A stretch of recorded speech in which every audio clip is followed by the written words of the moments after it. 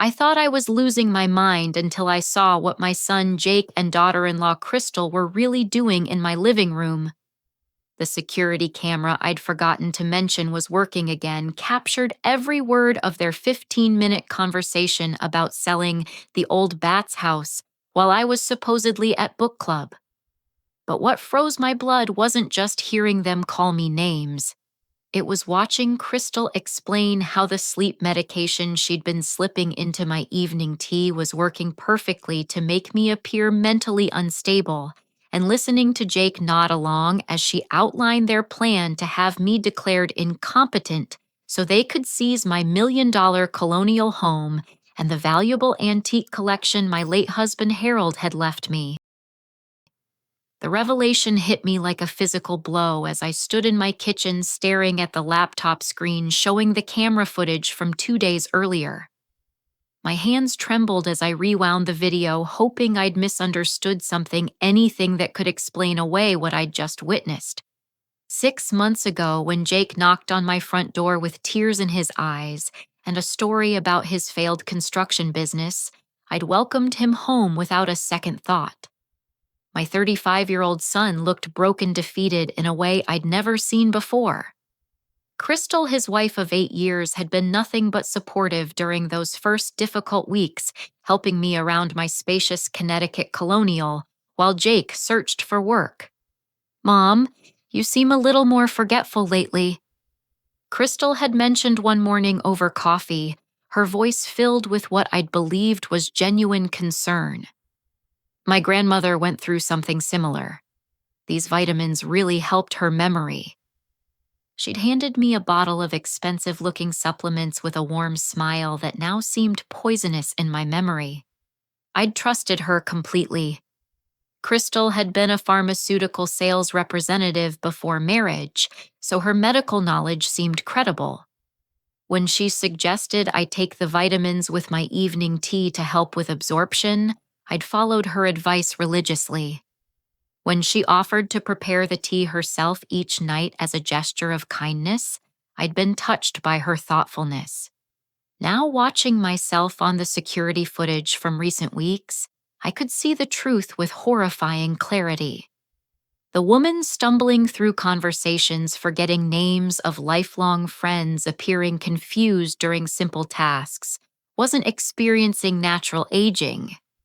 I was watching the systematic destruction of my mental faculties through chemical manipulation. The camera revealed Crystal's pharmaceutical background wasn't a coincidence, but a weapon. Those daily vitamins contained mild cognitive impairment drugs, carefully measured to create the appearance of dementia without causing immediate suspicion. My increasing senior moments weren't my mind failing me, but deliberate sabotage designed to make me appear incompetent. In the footage, I watched Jake pace nervously around my living room, while Crystal remained coldly composed, discussing their timeline with clinical detachment. His construction business hadn't just failed due to market conditions. Jake had accumulated crushing gambling debts that threatened to destroy their marriage and future. Crystal's solution involved accelerating their scheme before my sister Patricia returned from her 3-month European cruise next month. "She's getting worse faster than we expected," Crystal said on the recording, examining papers spread across my antique dining table. "My contacts at the medical center have already provided the preliminary assessments showing cognitive decline. We need to move before anyone else notices the inconsistencies." The forged documents they'd prepared painted a picture of a woman gradually losing touch with reality.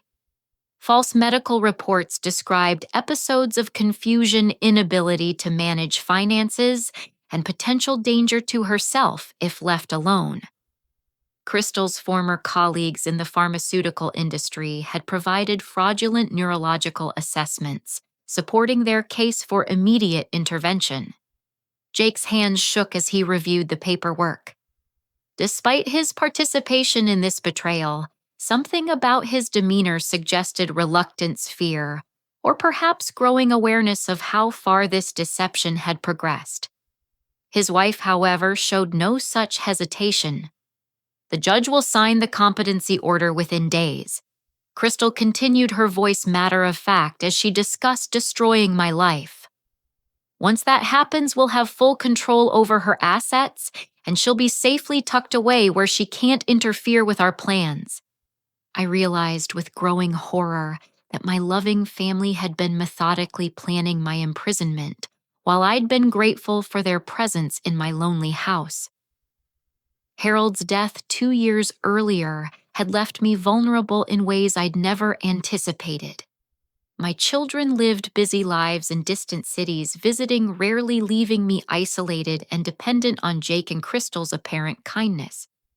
The most chilling moment came when Crystal discussed the psychiatric facility where they planned to have me committed.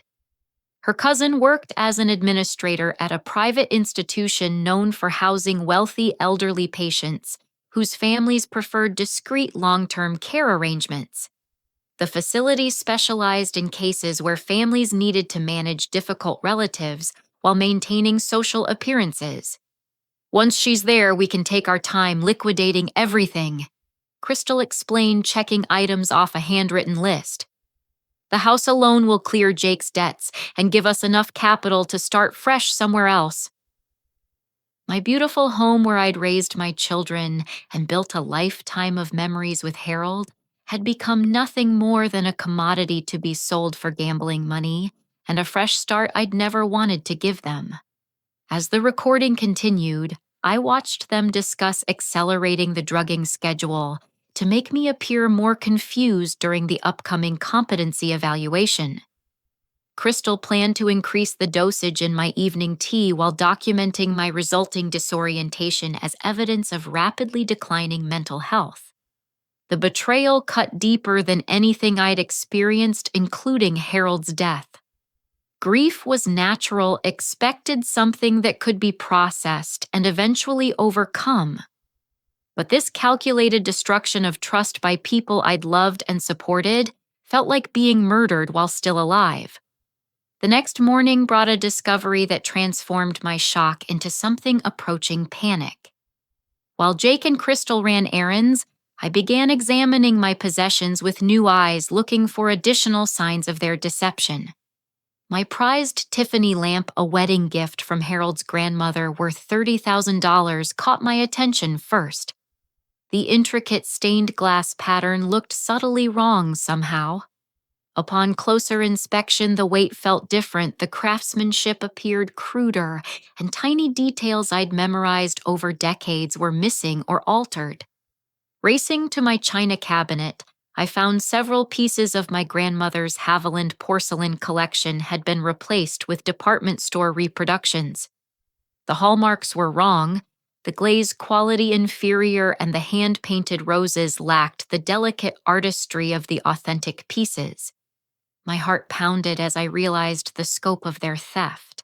They hadn't just been planning to steal my future, they'd already been systematically looting my past. Returning to the security camera footage with this new knowledge, I scrolled through weeks of recordings with growing rage and disbelief. The camera revealed Crystal photographing valuable items throughout my house, researching their worth on auction websites, and consulting with dealers about discreet sales. Jake appeared in several recordings, reluctantly helping move pieces to their car during my supposed afternoon naps. I now realized those weren't natural rest periods, but times when I was unconscious from the drugged tea. While I lay helpless upstairs, they were ransacking my home and selling my treasures. Harold's carefully curated coin collection, displayed in a locked case in his study, had vanished completely. His Purple Heart and Bronze Star from Vietnam were gone, replaced with cheap replicas they'd probably ordered online. My grandmother's pearl necklace, passed down through 4 generations, was missing from its velvet jewelry box. The recording showed Crystal handling these precious items with casual disregard, treating priceless family heirlooms like garage sale merchandise. She'd photographed Harold's war medals from multiple angles, researched their value among military collectors, and sold them to a dealer in another state to avoid local recognition. Even more devastating was discovering the forged power of attorney documents they'd prepared. Using letterhead stolen from my real attorney's office, they'd created legal papers claiming my deteriorating mental state required immediate intervention. Crystal had practiced forging my signature for weeks, perfecting the shaky, confused handwriting of someone losing cognitive function. The fake medical assessments supporting these documents painted me as a danger to myself and others. They described incidents of leaving stove burners on, forgetting to pay bills, and becoming aggressive when questioned about my confusion. None of these events had actually occurred, but Crystal's pharmaceutical connections provided seemingly credible medical professionals willing to sign false reports. Jake's gambling addiction, I learned from their recorded conversations, was far worse than either of them had initially admitted to each other. He owed money to dangerous people who'd threatened violence if payments weren't made soon. Crystal's scheme wasn't just about greed, but about literal survival in Jake's mind. However, Crystal's motivations appeared more complex and sinister. She discussed the insurance money from Harold's death, the potential value of my estate, and her plans for their future with a coldness that suggested this wasn't her first experience manipulating vulnerable people. The most shocking discovery came when I found evidence they'd been intercepting my mail for months. Letters from my financial advisor, bank statements, and communications from attorneys handling my deceased brother's estate had been diverted to a post office box they'd established using my forged signature. Among the papers scattered across their planning area, I recognized an official letter from my brother's estate attorney. Robert had died 8 months earlier, and I'd wondered why the probate process was taking so long. The letter revealed I was inheriting over $2 million from his investments and property sales money that should have been transferred to my accounts months ago. Crystal and Jake had been intercepting these communications, delaying the inheritance transfer while they prepared their scheme. They planned to claim the money arrived after my competency hearing, when they would have legal authority to manage my finances. The inherited wealth would disappear into accounts they controlled funding their escape, while I remained imprisoned in a psychiatric facility. I realized they weren't just thieves, but sophisticated criminals who'd been planning this elaborate fraud for nearly a year. Every kind gesture, every expression of concern for my welfare, every moment of apparent family bonding had been carefully calculated steps in a long-term con game designed to steal my life savings and freedom. The recordings revealed they'd already established fake identities for their escape plan. New social security numbers, driver's licenses, and credit histories had been purchased through criminal contacts Jake had met through his gambling associates.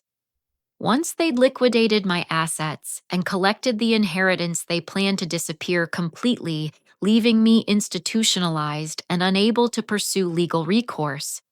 My beautiful home would be sold to cover their debts and provide startup capital for new lives in another state. Harold's memory would be erased as his possessions were scattered to dealers and collectors. Decades of love, loss, joy, and sorrow would become nothing more than items in an estate liquidation auction. But perhaps the cruelest aspect of their plan was the psychological manipulation designed to make me complicit in my own destruction. The drugs didn't just impair my memory and judgment. They created a state of confused gratitude where I thanked Crystal for her care while she systematically poisoned me. My investigation into the camera footage took a darker turn when I decided to review recordings from before Harold's death 2 years earlier. What I discovered made everything else seem like petty theft by comparison. Crystal had been visiting my house regularly during her supposed business trips, claiming to be traveling for pharmaceutical conferences, while actually conducting a secret affair within my own walls. Her partner wasn't Jake, but Marcus Webb, Harold's trusted business partner and our family's attorney for over 15 years.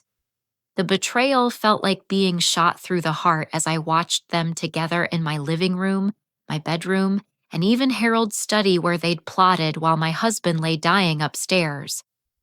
Marcus had been Harold's closest friend since college, the best man at our wedding, godfather to our children, and the person we'd trusted with our most important legal and financial decisions. But the footage revealed something infinitely worse than adultery. In recordings from the months before Harold's death, I watched Crystal systematically tampering with his heart medication. She would empty his pill bottles, replace the contents with look-alike tablets, and dispose of the real medication where it couldn't be recovered. Harold had suffered from a heart condition for several years, carefully managed through prescription medication that kept his blood pressure and heart rhythm stable. His doctor had repeatedly emphasized the importance of taking these medications exactly as prescribed, warning that missed doses could trigger dangerous cardiac episodes. Crystal's pharmaceutical knowledge allowed her to obtain placebos that looked identical to Harold's real medication. Over months, she gradually replaced more and more of his actual pills with harmless substitutes, weakening his heart while making his decline appear natural and inevitable. Marcus provided the legal framework for Harold's murder by encouraging him to update his will shortly before his death. Supposedly for tax purposes and estate planning efficiency, Marcus convinced Harold to restructure his assets in ways that would benefit their ultimate scheme. Harold trusted his lifelong friend completely and signed documents he never fully understood. The recordings showed Marcus visiting Harold during his final weeks, ostensibly to check on his health, while actually monitoring the progress of Crystal's poisoning. They discussed timing, making sure Harold's death would occur after the will changes, but before anyone might question his sudden decline. Harold's final heart attack, which I'd attributed to the stress of his business concerns and natural progression of his condition, was actually the culmination of months of careful murder. Crystal had calculated the exact moment to withhold his medication, completely triggering the cardiac event that killed him while I was grocery shopping. I had to pause the recording and run to the bathroom where I vomited until nothing remained but dry heaves and overwhelming grief. My beloved Harold hadn't died from natural causes, but had been murdered by people he'd loved and trusted, while I'd been too naive to recognize the signs. When I returned to the footage, I discovered their current plan extended far beyond stealing my money. Crystal and Marcus intended to marry once I was safely institutionalized, combining their control over Harold's assets with access to my inheritance and property. Their affair had always been motivated by greed rather than passion. Jake was merely a convenient pawn in their larger scheme, someone whose gambling debts provided cover for accessing my house and whose desperation made him manageable. The recordings revealed Crystal and Marcus discussing Jake's eventual elimination once he'd served his purpose. "He's becoming unreliable," Marcus said in one conversation reviewing legal documents at my kitchen table. "Once the competency hearing is finished and we have control of her assets, Jake becomes a liability who knows too much." Crystal nodded thoughtfully, already planning her husband's demise. "His gambling associates have been making threats. It wouldn't be unusual if something happened to him after he'd paid off his debts, but before he could start fresh. They plan to murder Jake and make it appear connected to his gambling problems, eliminating the only witness to their manipulation while collecting life insurance money as his widow." I was watching people calmly plan multiple murders while sitting at the dining table where I'd served them countless family meals. The scope of their criminal enterprise staggered me. Harold's death had netted them $500,000 in life insurance payments that Marcus had directed to his law firm for estate management. My institutionalization would provide access to my assets and the intercepted inheritance. Jake's murder would eliminate a witness while providing additional insurance money and removing any obligation to share their profits. Marcus had been positioning himself for years to commit these crimes. His law practice specialized in elder care and estate planning, giving him access to vulnerable wealthy clients and knowledge of how to manipulate legal systems. Harold's trust had provided the perfect opportunity to test his methods before expanding to larger schemes. Crystal's pharmaceutical background wasn't coincidental, but part of a deliberate partnership. Her knowledge of drugs and medical systems complemented Marcus's legal expertise, creating a team capable of sophisticated fraud and murder while maintaining professional reputations that deflected suspicion. I realized they'd probably murdered other people together. The efficiency of their planning, the casual way they discussed killing Jake and Marcus's obvious experience, manipulating legal documents, suggested this wasn't their first collaborative crime. Harold's death had been a rehearsal for something much larger. They'd used my husband's murder to refine their techniques, test their ability to avoid detection, and establish the financial foundation for future crimes. My situation was just the next phase in a criminal enterprise that might span years and dozens of victims. The recording showed them researching other potential targets among Marcus's elderly clients. Wealthy widows and widowers with substantial assets but limited family support were identified as prime candidates for similar schemes. They planned to use the money stolen from me to establish a new practice in another state where they could repeat their crimes on a larger scale. My beautiful home where Harold and I had built our life together had become the headquarters for a murder conspiracy that had already claimed my husband's life and would soon destroy Jake and countless other innocent people unless I found a way to stop them. The next morning, I began the most difficult performance of my life. Every instinct screamed at me to confront Jake and Crystal immediately, to demand answers and threaten them with police involvement. But I knew my only chance of achieving real justice required careful planning and irrefutable evidence. When Crystal brought my evening tea, I accepted it with the same grateful smile I'd worn for months, thanking her for her thoughtfulness, while my stomach churned with revulsion. After she left my room, I carefully poured the drugged tea into a small bottle I'd hidden beneath my bed, replacing it with plain water from my bathroom sink. Within days of avoiding the medication, my mind began clearing in ways I'd forgotten were possible. The persistent fog that had clouded my thoughts lifted, replaced by sharp focus and determination that reminded me why Harold had always called me his steel magnolia. Sweet on the surface, but strong enough to weather any storm. But maintaining my confused, helpless persona while feeling increasingly alert proved exhausting. I had to remember to act forgetful during conversations, stumble over words I knew perfectly well, and appear uncertain about decisions I could make easily. One slip could alert them that their drugs were no longer working. Jake's behavior during this period revealed cracks in his commitment to their scheme. While continuing to participate in discussions about my institutionalization, he seemed increasingly uncomfortable with the pace of their planning. His gambling debts created pressure for immediate action, but some part of him apparently retained guilt about betraying his mother. During my pretended afternoon naps, I secretly installed a small recording device in my bedroom lamp, ensuring I could capture any conversations they had while believing I was unconscious. The device, purchased online and delivered to a neighbor's house, was nearly invisible but capable of recording hours of clear audio. My most shocking discovery came when I found Jake's own hidden recording equipment.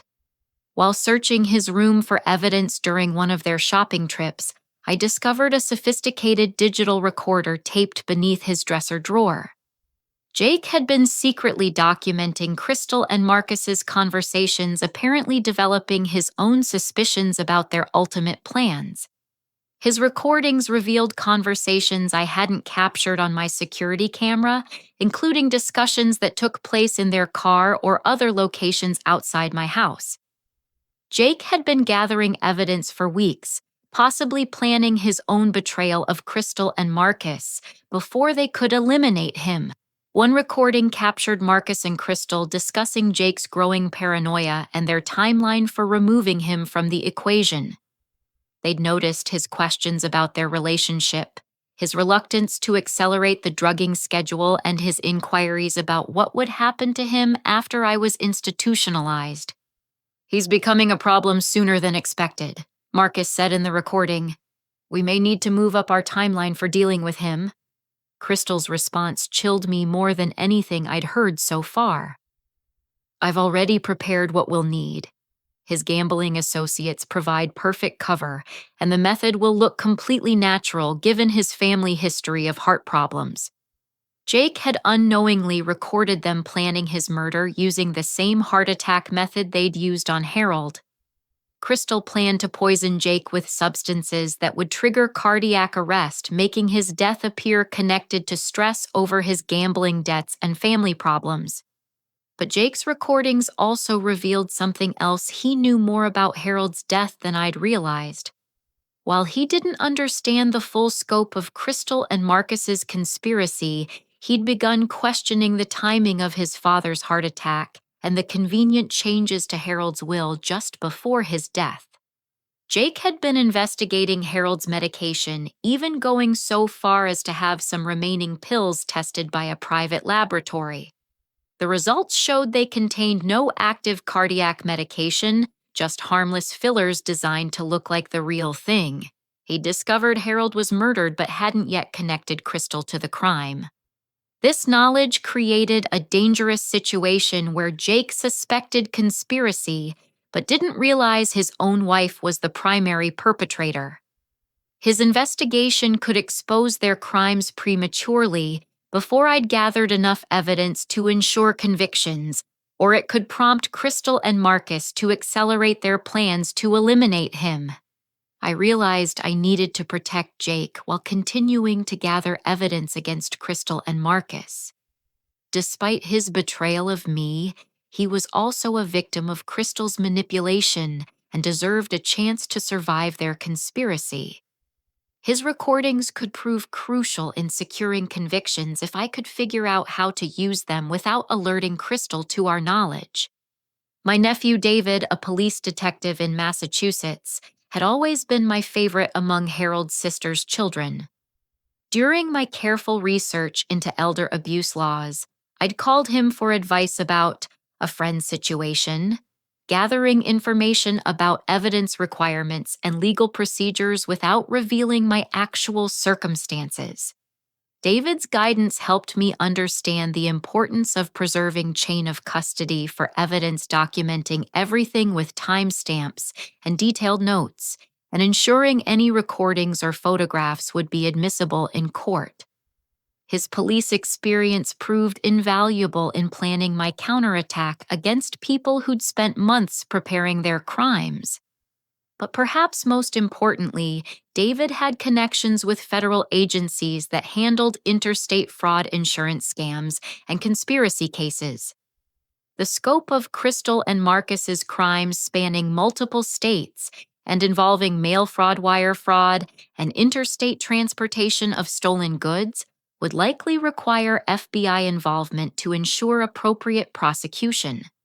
I began secretly photographing the forged documents Crystal and Marcus had prepared, using my phone to capture clear images of false medical reports, fake power of attorney papers, and other evidence of their conspiracy. Each photograph was immediately uploaded to a secure cloud storage account David had helped me establish. The most challenging aspect of my investigation was maintaining the pretense of cognitive decline while secretly conducting sophisticated detective work. I had to act confused about simple tasks while remembering complex details about their conspiracy. I had to appear helpless while gathering evidence that would destroy them. But every day brought new revelations about the scope of their crimes and the danger they represented to other innocent people. I wasn't just fighting for my own freedom and justice for Harold's murder. I was potentially stopping serial killers who planned to repeat their crimes indefinitely. My secret investigation accelerated when I realized Crystal and Marcus planned to conclude their scheme within 2 weeks. The competency hearing was scheduled, the psychiatric facility had been contacted, and they were finalizing arrangements to liquidate my assets immediately after gaining legal control. Working during their absences from the house, I installed additional recording devices in locations where they frequently met to discuss their plans. The living room, lamp, kitchen, telephone area, and Harold's study all received tiny recording equipment that captured clear audio while remaining virtually invisible. I also began collecting samples of the drugged tea for laboratory analysis. Using small bottles I'd ordered online, I carefully preserved evidence of the substances Crystal had been administering, ensuring proper documentation that would support criminal charges. Each sample was labeled with dates and times, creating a timeline of systematic poisoning. My secret contact with David revealed the inheritance from my brother Robert was actually larger than Crystal and Marcus realized. Robert's estate included not only his investments and property, but also a valuable art collection and antique furniture that appraised for over $3 million total. The complete inheritance would have made me one of the wealthiest women in our county. This discovery explained Marcus's urgency in finalizing their scheme. As my attorney, he had access to complete estate information that Crystal might not have seen. He knew the full value of what they were stealing and understood the narrow window they had before other family members or estate attorneys might question delays in the inheritance transfer. But my investigation also uncovered evidence of their previous crimes. Harold's life insurance claim had been processed with suspicious efficiency, bypassing normal investigation procedures that might have detected signs of murder. Marcus's influence within the legal and insurance communities had facilitated a quick payout that avoided awkward questions about Harold's sudden decline. More disturbing were bank records I found showing large cash deposits into Crystal's personal accounts over the past 2 years, money that couldn't be explained by her pharmaceutical sales income or Jake's construction work. The timing of these deposits coincided with the deaths of several elderly clients in Marcus's practice, suggesting they'd been systematically murdering vulnerable people for their assets. I discovered Marcus had been appointed executor or trustee for numerous elderly clients who died under questionable circumstances. Heart attacks, strokes, and natural deaths had claimed at least 6 people over 2 years, all of whom had substantial assets and limited family oversight. The statistical probability of so many deaths among his clients was virtually impossible through natural causes. Crystal's pharmaceutical connections had provided access to untraceable drugs that could trigger cardiac event, strokes, or other apparently natural deaths. Her medical knowledge allowed her to administer lethal substances while avoiding detection during autopsies, especially when Marcus's legal influence discouraged thorough investigation. The scope of their criminal enterprise staggered me. They weren't just thieves, but serial killers who'd been operating for years while maintaining respectable professional facades. Harold's murder hadn't been an isolated crime, but part of a systematic pattern of elderly abuse that had already claimed multiple victims. During one of my secret recording sessions, I captured them discussing their next target after completing my case. Eleanor Hutchinson, an 83-year-old widow with substantial real estate holdings, had recently signed paperwork naming Marcus as her estate executor. Crystal had begun visiting Eleanor under the pretense of providing pharmaceutical consultation for her multiple medications. They planned to use the same gradual poisoning method that had killed Harold, weakening Eleanor's health over months, while establishing medical documentation of cognitive decline. Her death would occur after she'd signed over control of her assets, but before family members could question the arrangement. I realized I wasn't just fighting for my own survival, but potentially saving Eleanor's life and preventing future murders. Crystal and Marcus had refined their techniques through practice and planned to expand their operation using the money stolen from me as startup capital for larger schemes. But perhaps most shocking was discovering Crystal's pregnancy revealed in a conversation I recorded between her and Marcus in my kitchen. They discussed how the baby would provide additional cover for their crimes, making them appear like a normal family starting fresh in a new location, rather than serial killers fleeing justice. They planned to kill Jake immediately after my institutionalization hearing, making his death appear connected to his gambling debts, while Crystal collected life insurance money as his grieving widow. The pregnancy would generate sympathy and deflect suspicion, while they established new identities in another state. The timing works perfectly, Crystal told Marcus, reviewing their timeline on papers spread across my table. Jake's accident will happen right after we gain control of her assets. The grief over losing her son will explain any further decline in her condition, justifying increased medication if she becomes difficult to manage. Marcus nodded approvingly, already planning the legal framework for Jake's murder. His gambling associates would provide alibis and cover stories, making the death appear connected to underground financial disputes rather than domestic conspiracy. I realized they planned to use Jake's death as additional psychological torture for me, claiming my son had been killed because of gambling debts I should have prevented by giving them money sooner. They would use my grief and guilt to justify increased drugging and faster asset liquidation while presenting themselves as the only family I had left. The cruelty of their psychological manipulation rivaled the financial crimes in its calculated evil. They weren't just stealing my money, but systematically destroying every relationship and memory that gave my life meaning, turning love into betrayal and trust into vulnerability. But my greatest advantage was that they underestimated me completely. Crystal and Marcus saw me as a typical elderly victim, isolated, confused, and helpless against sophisticated manipulation. They never considered that a 67-year-old widow might possess the intelligence, determination, and technological skills necessary to gather evidence against them. Harold had always said I was stronger than I looked, smart enough to solve any problem if I set my mind to it.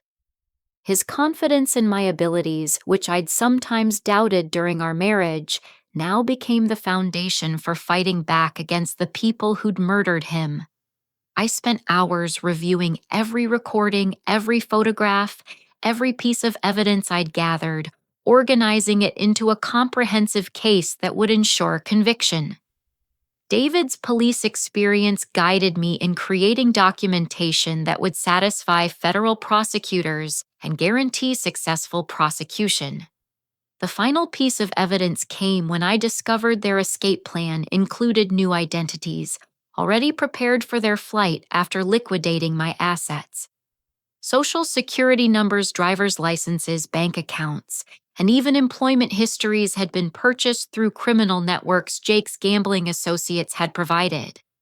They planned to disappear completely within hours of gaining control of my inheritance, leaving no trail for law enforcement to follow. By the time anyone realized I'd been defrauded and Jake had been murdered, Crystal and Marcus would be living under different names in another part of the country, already identifying their next victims. But their careful planning would become evidence of premeditation that would ensure life sentences rather than the lighter penalties they might have received for crimes of opportunity.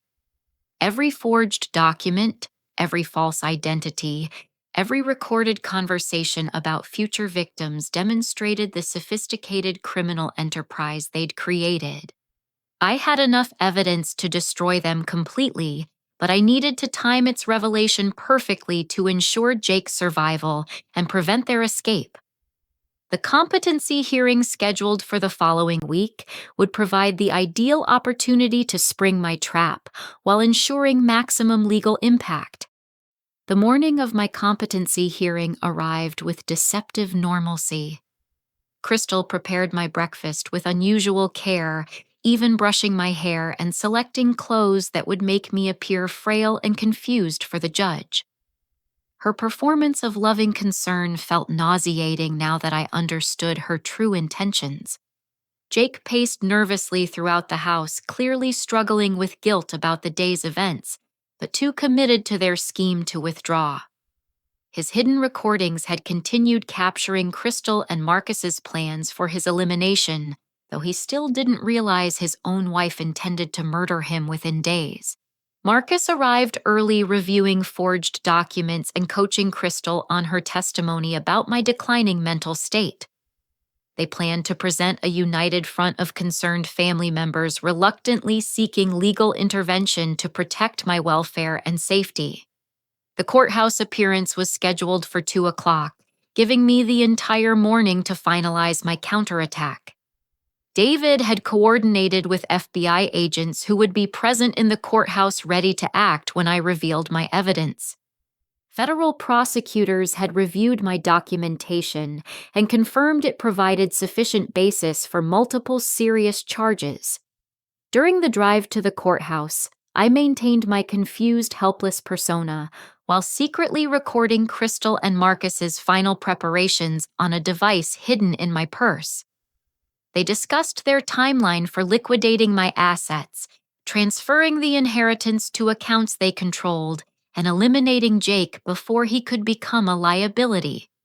The courtroom was smaller than I'd expected, with a tired-looking judge who clearly viewed this as routine paperwork rather than a complex criminal conspiracy. Marcus presented himself as my longtime trusted attorney, reluctantly recommending institutional care for my own protection. Crystal's testimony was masterfully manipulative, describing my increasing confusion, inability to manage daily tasks, and episodes of aggression when questioned about my forgetfulness. She produced false medical assessments supporting claims of rapid cognitive decline that posed immediate danger to my well-being. Jake's testimony was briefer, but equally damaging, confirming Crystal's observations about my mental deterioration and expressing concern about my ability to live independently. His obvious discomfort was easily attributable to the difficulty of testifying against his mother rather than guilt about participating in fraud. The judge appeared convinced by their presentation, asking perfunctory questions about the proposed psychiatric facility and arrangements for managing my assets. Marcus had prepared comprehensive documentation showing how my property and finances would be handled during my institutionalization. Then, just as the judge reached for his pen to sign the competency order, I dropped my confused act completely.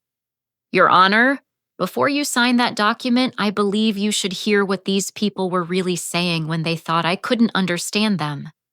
The sudden change in my voice and demeanor shocked everyone in the courtroom. Crystal went pale, Marcus fumbled his papers, and Jake stared at me with growing comprehension of what was about to happen. I stood up straighter than I had in months, my voice clear and strong, as I addressed the judge directly. "These people have been drugging me with substances designed to impair my mental function, systematically stealing my possessions, and planning to murder my son after gaining control of my assets. But most importantly, Your Honor, they murdered my husband 2 years ago for insurance money, and they're planning to kill other elderly victims using the same methods." The courtroom erupted in shocked voices and confused questions, but I continued speaking over the noise.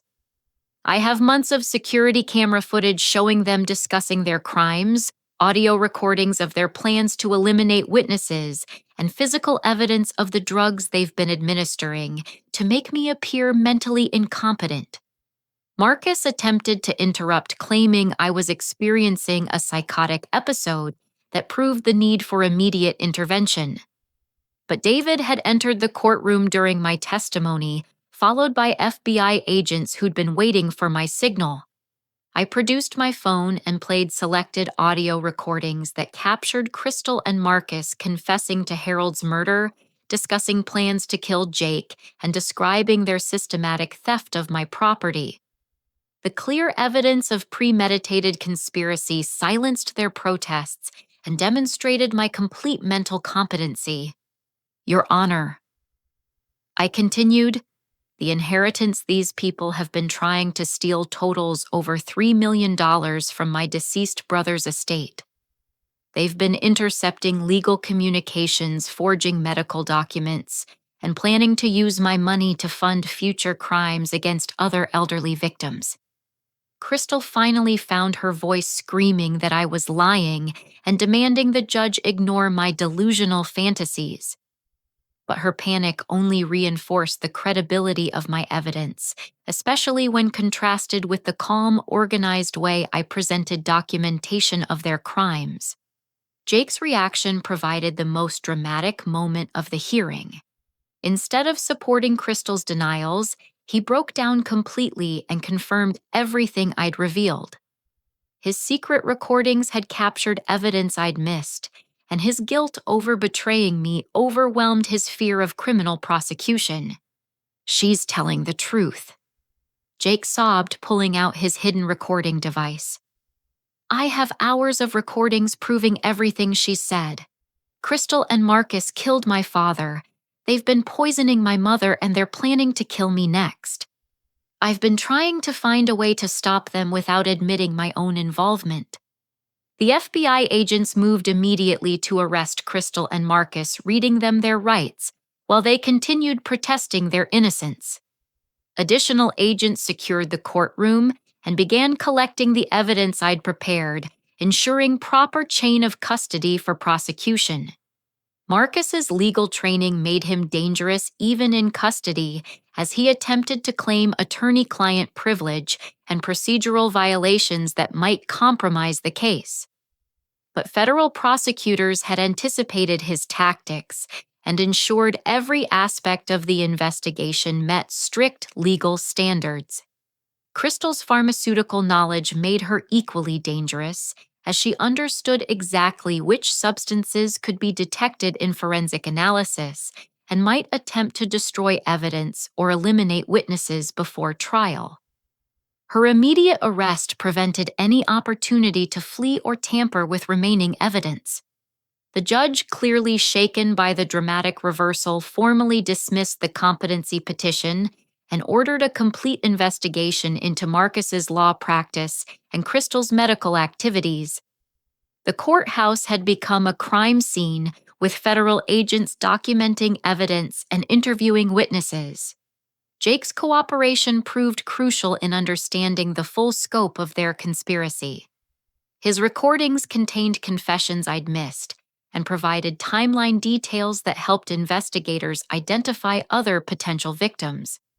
His willingness to testify against Crystal and Marcus despite his own criminal liability demonstrated genuine remorse for his participation.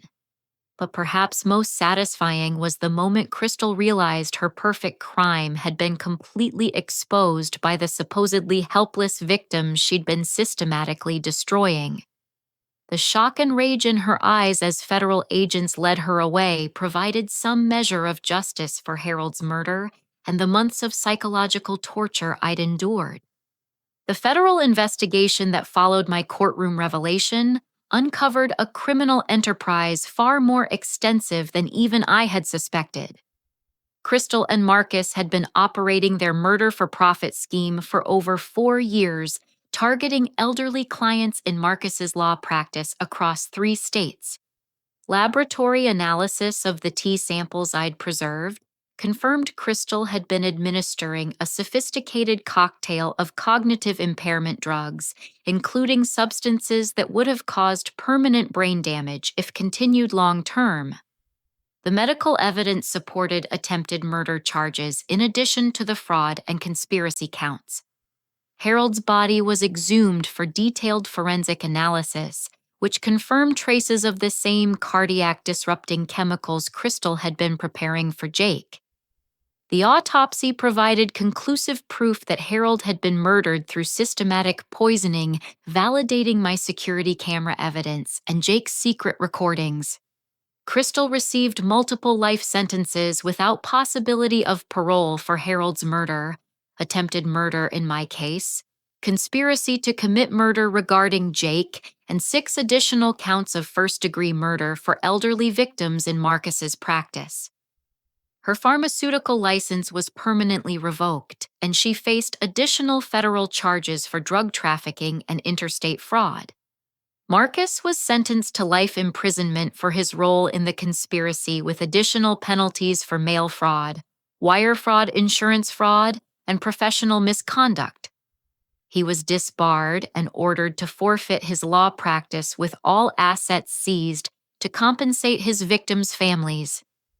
His legal knowledge, which he'd used to facilitate crimes, became evidence of premeditation that ensured the harshest possible sentences. Jake's cooperation with federal investigators resulted in a reduced sentence of 8 years in federal prison, with possibility of parole after 5 years if he continued providing testimony in related cases.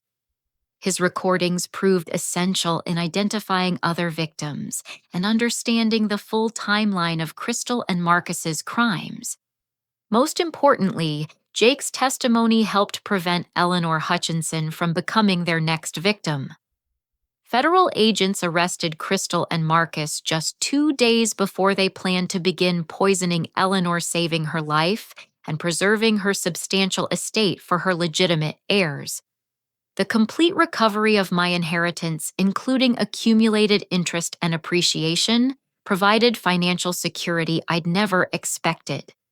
Robert's estate, properly transferred after months of illegal delays, totaled over $3.2 million and included valuable art pieces I donated to local museums in Harold's memory.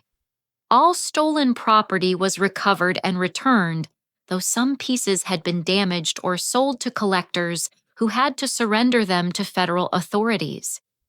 The Tiffany lamp grandmother's pearls and Harold's military decorations were restored to their proper places in my home, carrying even deeper meaning after nearly being lost forever.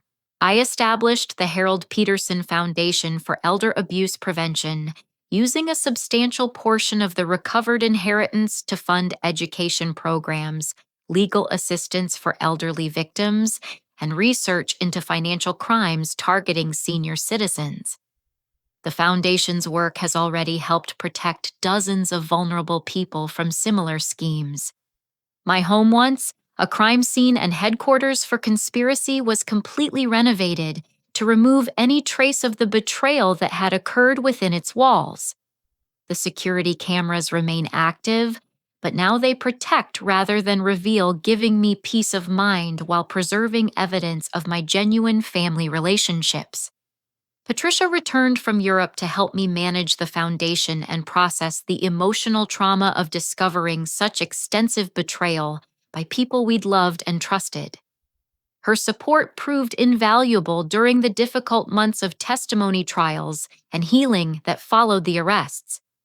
The psychiatric facility where Crystal and Marcus planned to imprison me was investigated and temporarily closed after authorities discovered evidence of multiple elderly patients being held against their will, while their assets were systematically drained by corrupt administrators and medical staff. Jake's incarceration provided an opportunity for genuine rehabilitation and reflection on the choices that had led him to betray his family. His letters from prison demonstrate growing understanding of the damage caused by his gambling addiction and participation in the conspiracy against me.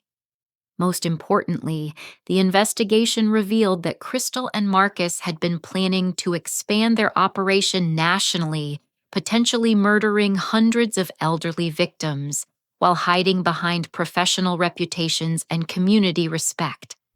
Stopping them prevented untold suffering and loss of life among vulnerable populations. The media attention surrounding their arrest and conviction raised national awareness about sophisticated financial crimes targeting senior citizens. My testimony before congressional committees helped strengthen federal laws protecting elderly Americans from financial abuse and medical fraud. Eleanor Hutchinson became a close friend and fellow advocate for elder protection, using her own substantial resources to support the Foundation's work. Together, we've created support networks for families dealing with financial abuse and established early warning systems to identify potential victims. The Foundation's education programs teach families about warning signs of elder abuse, proper legal protections for aging relatives, and resources available when financial crimes are suspected. We've prevented numerous schemes similar to Crystal and Marcus's conspiracy through early intervention and family education. Harold's memory has been honored through the Foundation's work and the justice achieved for his murder. His photograph sits prominently in my restored home, surrounded by the medals, collections, and mementos that Crystal and Marcus tried to steal, but which now represent the triumph of love over greed. My relationship with Jake remains complicated but hopeful. His genuine remorse and cooperation in stopping Crystal and Marcus demonstrated that some part of the son I'd raised survived his addiction and poor choices. His eventual release will provide an opportunity for rebuilding trust and family bonds. The experience taught me that strength and intelligence don't diminish with age, but can actually increase through wisdom and experience. At 67, I proved capable of outmaneuvering sophisticated criminals and protecting not only myself, but other vulnerable people who might have become their victims. Crystal's greatest mistake was underestimating the resilience and intelligence of the woman she'd chosen to victimize. She saw vulnerability where strength existed, confusion where clarity was gathering, and helplessness where determination was building toward justice. The Foundation's motto engraved on a plaque in Harold's honor reads, "Trust wisely, love carefully, but never stop fighting for justice." These words guide our work in protecting elderly Americans from the predators who would exploit their kindness and vulnerability for criminal gain. Today, I live in complete financial security, surrounded by genuine relationships built on honesty rather than manipulation. My home again serves its proper purpose as a gathering place for family and friends, rather than headquarters for criminal conspiracy. The security cameras that once revealed betrayal now document birthday parties, holiday celebrations, and Foundation meetings where we plan new initiatives to protect vulnerable seniors. Technology that exposed evil now preserves precious memories of genuine love and community. Have you ever discovered that someone you trusted completely was betraying you in ways you never imagined possible? How did you find the strength to fight back and seek justice? I'd love to hear your thoughts in the comments below. Please like this story if it resonated with you, subscribe to hear more stories of triumph over betrayal, and share this with anyone who might benefit from knowing that age and apparent vulnerability don't have to mean helplessness against those who would exploit our trust. Thank you for listening to my story and for supporting the fight against elder abuse. May you always have the wisdom to recognize true friends from those who would harm you and the courage to stand up for justice when it's needed most. Remember that we're never too old to fight back, never too vulnerable to seek help, and never too isolated to find allies in our struggle for truth and dignity.